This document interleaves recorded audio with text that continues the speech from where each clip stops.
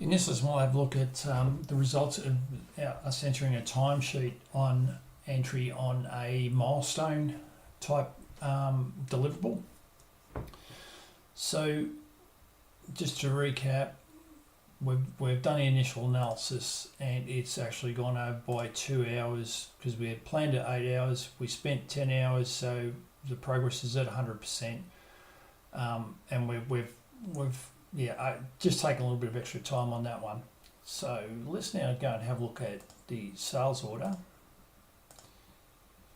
And not a lot has changed there from our last one, our last look at this, because we've still got the prepaid, which we can invoice straight away. We know that's because it's blue. But the initial analysis is still quantity is 1, but we've, according to this, delivered none, although we have done the hours. So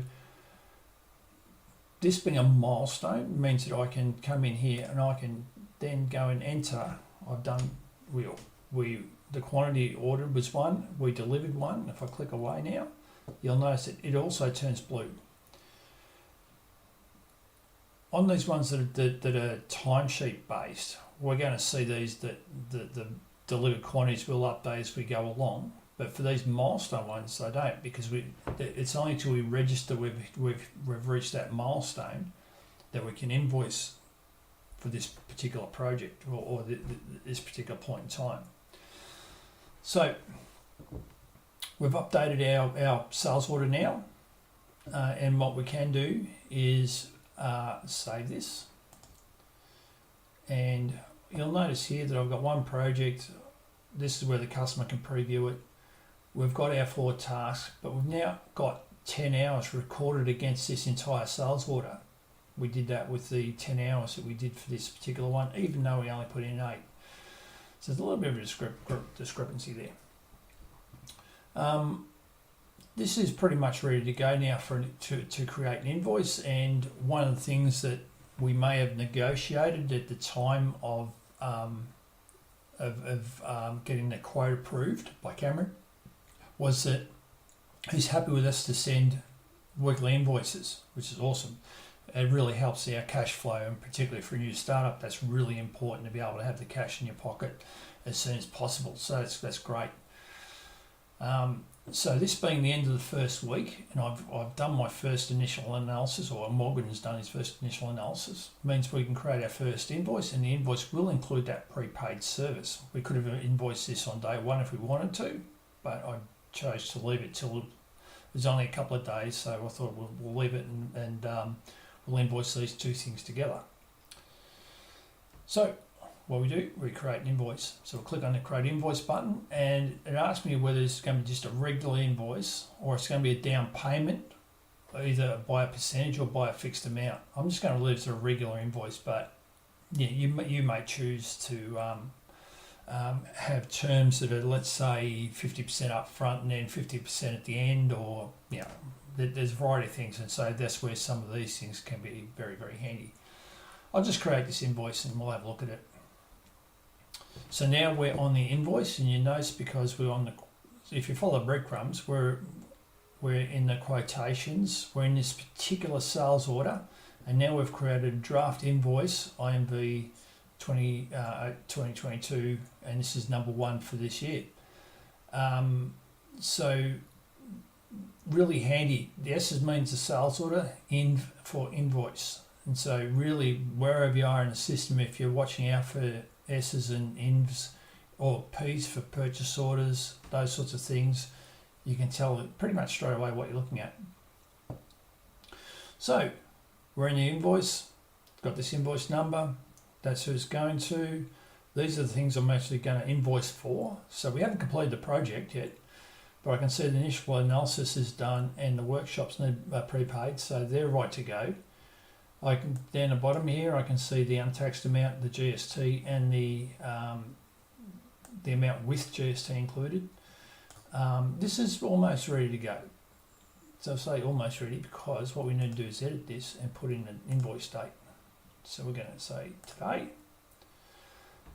Terms are immediate payment. So Cameron has agreed to that. If you recall from a previous lesson that he said yes, he's happy to pay straight away as soon as he gets these invoices. So that's going to be awesome for us as a new startup, but it's a new business, to get that cash flow happening as soon as we can. So that's all ready to go. So we can preview this, or we can just confirm it from here. We can save it and confirm it, or just click confirm for the moment, which also saves it. So now I've got a confirmed invoice in the system. I can now send this to Cameron. And if the situation was that, let's say Cameron was standing right in front of me with his credit card or his checkbook or cash, we could actually register a payment straight away and have this put through. But we're going to send this off to Cameron. So we'll click send and print. And from here, we can print out a PDF and then send it via Star Mail. We're probably not going to do that. We're just going to email it to him, because these days we don't really need to send anything else with it. We can attach a file here. Now, what you might choose to do, depending on what the agreement is with Cameron, but Morgan might choose to add timesheets in. So you've got the invoice, but you can also see the timesheet and the work that was done during that period, and we can print out that timesheet from the timesheet app that we looked at previously. So we can send this off, and then Cameron can go and look at it, and because we've got our BSB and account details on the invoice, then Cameron will know exactly where to put that money. So I'll cancel this because I don't really need to send it at this point in time, but we can assume that that's gone off to Cameron now, and at some point he'll pay it. So we'll save that. And so we go back to sales order now, and I can see that the initial analysis, Cameron ordered one, we delivered one, and we've invoiced one. And so that's right to go. Prepaid workshop, ordered two, we haven't delivered two, because we haven't marked up that milestone has been done yet, but we have invoiced for the two of them. So we can come back and when we've finished actually delivering that service, then we can tick that off. None of these other two appeared on the invoice because we haven't done any time there. We had nothing to invoice there. But nevertheless, we've started off and we've got our first invoice out, and we've got now a link to that at the top here as well. So project, customer preview, 4 tasks, 10 hours recorded, 1 invoice. And that's good to go. So that's how we created our first invoice and sent it to Cameron, and now we're just waiting on some money to come in. And I will see you on the next one.